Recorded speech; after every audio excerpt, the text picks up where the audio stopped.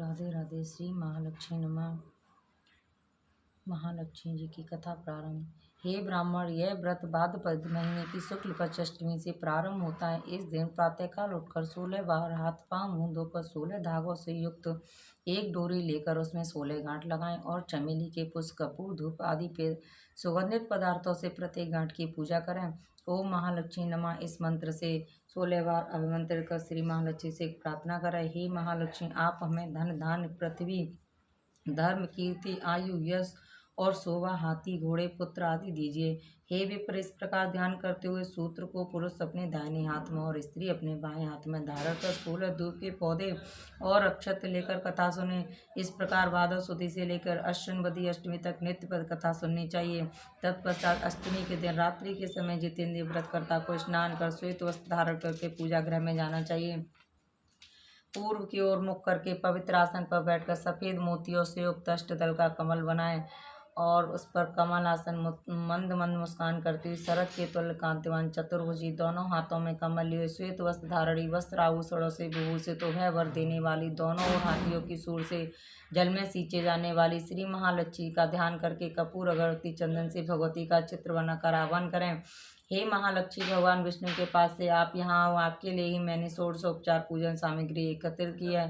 हे विप्र, इस प्रकार 16 दिन समाप्त होने पर व्रतकर्ता को श्रद्धा अनुसार उद्यापन करना चाहिए। उद्यापन विधि इस प्रकार है।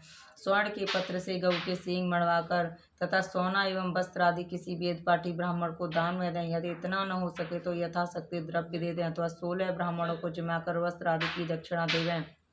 हे विप्र, हमने तुमको सर्वोत्तम व्रत बतला दिया है जिसके करने मात्र से इच्छित फल प्राप्त होता है। इस व्रत को तुम करो, अपने राजा से कराओ तथा जो श्रद्धा से करना चाहे उसे भी कराओ। भगवान बोले, हे युधिष्ठिर, इस प्रकार इस व्रत को स्त्रियों के मुख से सुनकर नूतन बड़ा प्रसन्न हुआ और उनको प्रणाम कर अपने घोड़े को कीचड़ में से निकालकर ठंडा पानी पिलाया और कमल के पत्ते का दोना बनाकर उसमें पानी ले घोड़े पर बैठकर राजा के पास आया। राजा को जल पिलाकर नूतन बोला, हे राजन, आज मैं स्त्रियों के मुख से जो कुछ सुनकर आया हूँ उसे तुम ध्यान से सुनो। इस प्रकार का सारा हाल सुनकर उस व्रत को नूतन और राजा दोनों ने किया। इस व्रत के प्रभाव से ब्राह्मण में श्रेष्ठ ब्राह्मण, नूतन और राजा में श्रेष्ठ राजा मंगल हो गया। तदपरांत राजा ब्राह्मण को साथ ले घोड़े पर सवार अपने नगर को चल दिया। राजा का आना सुनकर नगरवासी बड़े प्रसन्न हुए। भेंट आदि वस्तु लेकर बाजे के साथ राजा की अगवानी करने चल दिए। राजा चारों ओर घंटा और घड़ियालों के शब्द होने लगे। ऐसा मालूम होता था कि खुशी के मारे सारा नगर नाच रहा है। 16 श्रृंगार की गजगामिनी स्त्रियां भी मंगल गीत गाती हुई राजा की अगवानी को आईं। नगरवासियों द्वारा सत्कार किया गया।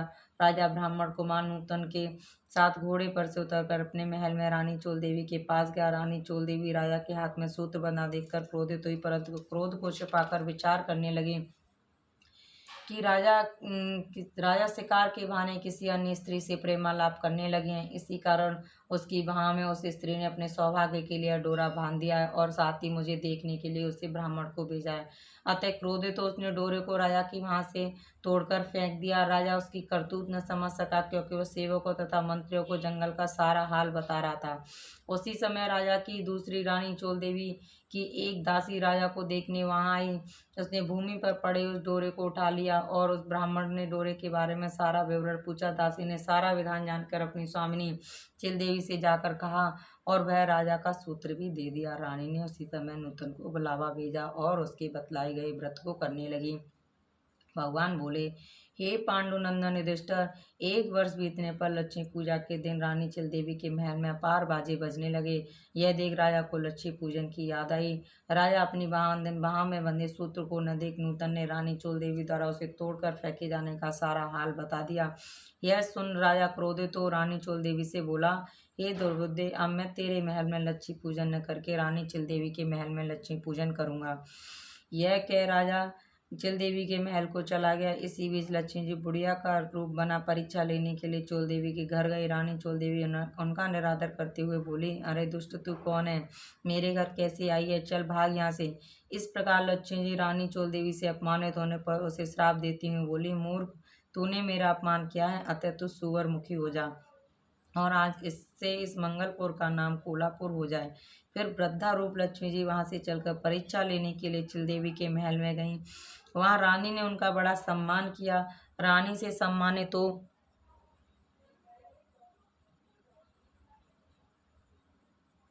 रानी से सम्मानित हो लक्ष्मी जी ने वृद्धा त्याग साक्षात लक्ष्मी स्वरूप धारण कर लिया। यह देख रानी चिल देवी ने लक्ष्मी जी को साष्टांग प्रणाम कर बड़े प्रेम से नाना प्रकार से उनका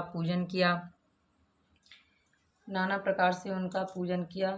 भगवती लक्ष्मी चिल देवी से प्रसन्न होकर बोली, हे चिल देवी, मैं तुमसे बहुत प्रसन्न हूँ, मनचाहा वरदान मांग लो।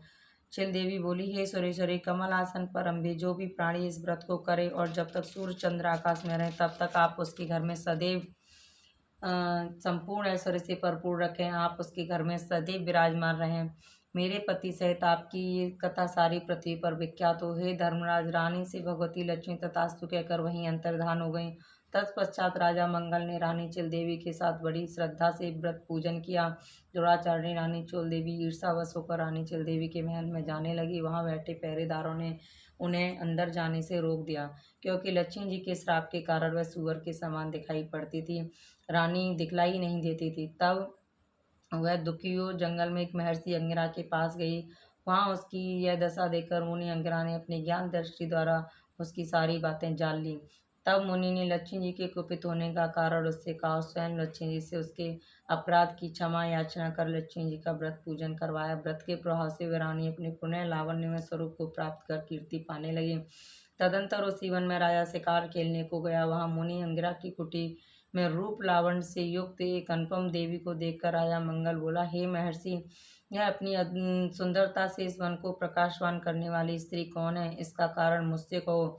राजा की बात सुनकर महर्षि अंगिरा ने उनकी सारी कथा सुनकर रानी चोल देवी उसे सौंप दी। राजा प्रसन्नचित्त तो रानी चोल देवी को साथ लेकर अपनी राजधानी आया और रानी चिल देवी सहित पृथ्वी के नाना प्रकार के भोग भोगने लगा। दोनों रानी बड़े प्रेम से मिलकर रहने लगी और राजा की सेवा करने लगी। राजा मंगल पृथ्वी के समस्त सुख होकर अंत में स्वर्ग को गया और मंगल नक्षत्र के नाम से विख्यात हुआ। नारद जी बोले, हे इंद्र, समस्त व्रतों में श्रेष्ठ श्री माँ लक्ष्मी का व्रत तुमसे कहा है। जो व्यक्ति इस व्रत को करेगा वह धर्म, अर्थ, काम, मोक्ष चारों पदार्थों का भागी होगा।